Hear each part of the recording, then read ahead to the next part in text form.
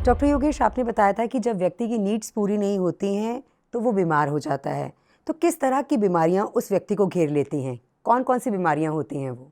अभी मैंने Maslow theory बताई, मास्लो हायरार्की बताई। तो इसमें 5 लेवल पे हमारी नीड्स होती है। तो हर लेवल की नीड से अलग अलग टाइप की बीमारियां होती हैं।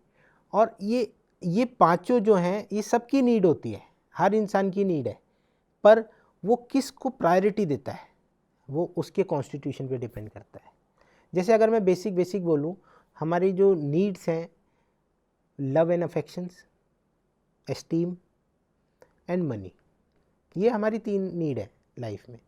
अब ये तीनों में से कौन सी प्रायोरिटी किस चीज़ के लिए उस इंडिविजुअल की, उस पर डिपेंड करता है उसकी बीमारियां कैसी हो सकती हैं, वो किस किस ऑर्गन पे उसकी बीमारी जा सकती है। फॉर एग्जांपल मैं अगर बोलूँ, जैसे फिजियोलॉजिकल नीड अगर पूरी नहीं हो रही है, फूड, वाटर, शेल्टर, स्लीप, तो फिजिकल बॉडी की जितनी भी बीमारियां हैं, जैसे एनीमिया हो जाना, अब खाना ही नहीं मिलेगा तो एनीमिया हो जाएगा, कुपोषण हो जाना, जैसे छोटे बच्चे देखे होंगे आपने, क्वाशियोरकर, मरासमस, प्रोटीन की कमी की वजह से ये दोनों हो जाते हैं। जितने भी बिल्कुल पुअर लोग जो होते हैं, झोपड़ियों में जो रहते हैं, उनको खाने को नहीं मिलता, तो उनकी बेसिक नीड ही पूरी नहीं हो रही, तो उनको वैसी वाली बीमारियां हो रही हैं।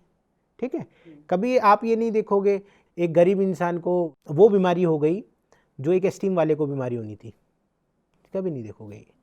अभी फिजियोलॉजिकल नीड ही पूरी नहीं हो रही, खाना ही नहीं मिल रहा उनको, वो आगे कहाँ जाएगा। अब सेकंड आती है हमारी सेफ्टी। अब जो लोग सेफ्टी ढूंढते हैं कि नहीं मेरे पास इतना वो होना चाहिए, जमा करने की लगी रहती है, सोच रहती है जमा करने की, उनमें पथरी बन जाती है। वो शरीर के अंदर जमा करना स्टार्ट करते हैं, जमा करना, सिक्योरिटी होनी चाहिए। जैसे हमारी होम्योपैथी में भी कई ऐसी मेडिसिन हैं जो इनसिक्योर होती हैं मनी के लिए, फ्यूचर के लिए, वो सारी पथरी बनाती है, पथरी ठीक करती है, वो सब पथरी के लिए दी जाती है। फॉर एग्जांपल कैलकेरिया काब है एक मेडिसिन, पथरी के लिए क्यों दी जाती है? क्योंकि उसके अंदर इनसिक्योरिटी होती है, अपने फ्यूचर को लेकर इनसिक्योरिटी होती है। तो वो जो सेकंड हमारी नीड है सेफ्टी वाली, वो अगर आपकी पूरी नहीं हो रही है तो आपको उस टाइप की बीमारियां होनी स्टार्ट हो जाती हैं, जैसे अभी मैंने आपको बताया।